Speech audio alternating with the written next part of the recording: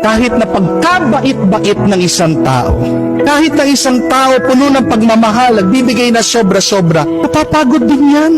Nagsasawa din yan. Nauubusan siya. Hindi makakapag-survive ang tao kung palagi lang siyang give ng give.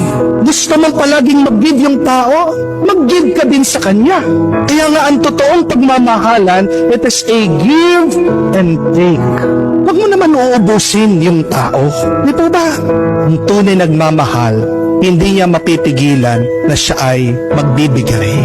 Pero sana naman kung nabigyan ka, matuto ka naman magsukli, magbalik, magganti ka naman ng mabuti at maganda. Pero kung hindi mo kayang ibalik yung kagandahan ng loob ng iba, listen to this, my dear friends. At least don't hurt the person that love you. Ang dami mga tao sobra-sobrang magmahal. Pero ano yung balik sa kanila? Tira-tira.